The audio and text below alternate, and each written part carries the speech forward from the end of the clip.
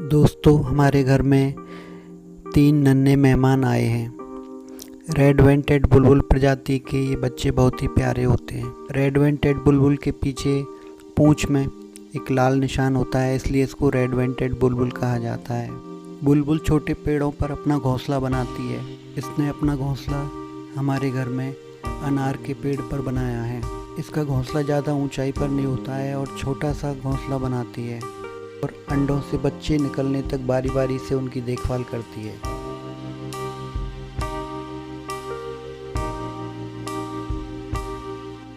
दोस्तों, 2012 में भी हमारे घर में बुलबुल ने अनार के पेड़ पे घोंसला बनाया था।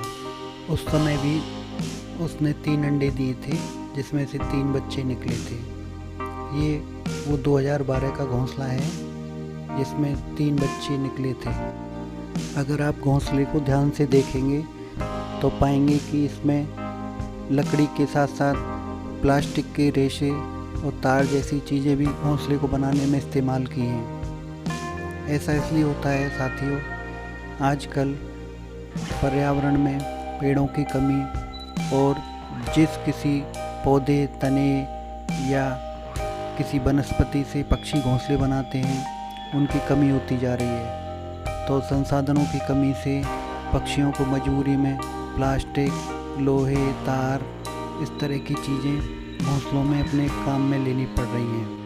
आज से कई साल पहले मैंने एक मैगजीन में फ़ोटो देखी थी जिसमें कौवे ने अपना घोंसला तारों की सहायता से बना रखा था। अंडों से बच्चे निकलने के बाद बंदरों ने इनके घोंसले को नीचे गिरा दिया था और तीनों बच्चे नीचे आ गिरे थे, जिसमें से एक बच्चा मर गया था। फिर प्लास्टिक की टोकरी में इनका घोंसला तैयार किया गया। फिर उस घोंसले को तारों से उसी जगह पेड़ में बांध दिया। एक दिन तक डर की वजह से चिड़िया बच्चों के पास नहीं आई थी, लेकिन अगले दिन शाम तक वो उसने फिर से बच्चों को संभाल लिया। बुलबुल अपने बच्चों की बहुत ही ज़्यादा केयर करती है। नर और मादा बारी बारी से बच्चों को खाने के लिए थोड़े थोड़े समय में कुछ ना कुछ कीट पतंगे लाते रहते हैं। 10 से 12 दिन में बच्चे अच्छी तरह से वृद्धि करके उड़ने लायक हो जाते हैं और वो पेड़ की ऊंची टहनियों पर चले जाते हैं। बुलबुल का घोंसला ज़मीन से ज़्यादा ऊंचाई पर नहीं होता है और ये बहुत छोटा सा घोंसला होता है।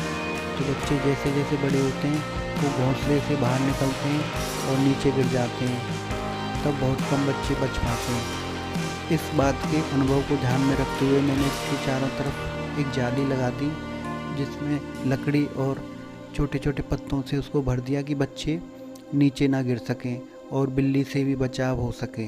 बुलबुल अपने बच्चों का बहुत ख्याल रखती है। घोंसले के आसपास जैसे ही कोई आता है तो बहुत तेज़ी से शोर मचाना शुरू कर देती हैं।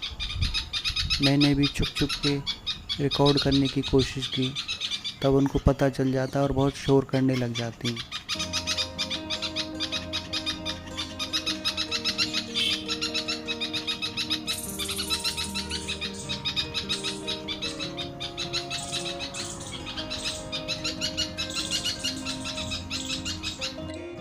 नर मादा बुलबुल दोनों बारी बारी से इनके लिए खाने के लिए कुछ ना कुछ लाते रहते हैं। 10-12 दिन में वृद्धि करके ये बच्चे थोड़े बड़े हो जाते हैं और उड़ने की कोशिश करते हैं। उड़ने की कोशिश में ये घोंसले से नीचे गिर जाते हैं और फिर ऊपर नहीं आ पाते।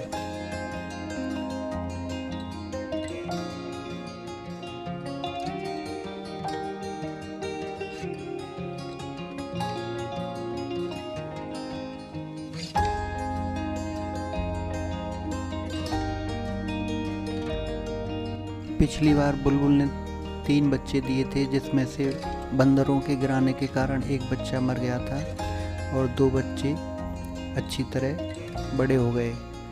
इस बार भी 3 अंडे दिए हैं और तीनों ही बच्चे अच्छी तरह विकास कर रहे हैं। बीच बीच में बच्चे घोंसले से जाली के ऊपर से भी नीचे गिर गए, जिसको हम कई दिन तक उठा उठा के ऊपर रखते और आखिर में वो तीनों भी उड़ गए।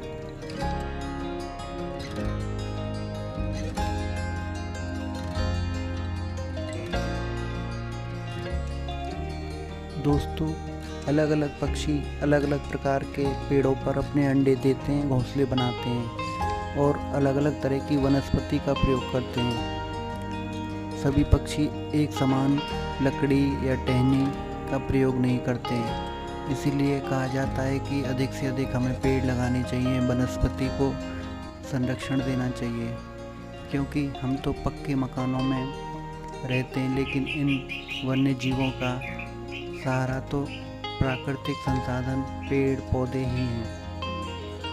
इसीलिए ज़्यादा से ज़्यादा पेड़ लगाने के लिए कहा जाता है। बहुत से पक्षियों की तरह बुलबुल पक्षी भी जोड़े में रहता है और अंडे देने से बच्चे निकलने तक बारी बारी से उनकी देखभाल करता है। नर और मादा बारी बारी से अंडों को सेहते हैं तो बच्चे निकलने के बाद बारी बारी से उनके लिए कीट पतंगे छोटे छोटे नरम नरम खाने के लिए थोड़े थोड़े समय में लाते रहते हैं। बुलबुल अपने बच्चों की बहुत केयर करती है। अगर उसे जरा भी कोई किसी प्रकार का खतरा नज़र आता है तो वो चेतावनी में तेज तेज आवाज़ निकालते हैं और घोंसले के ऊपर मंडराने लग जाते हैं।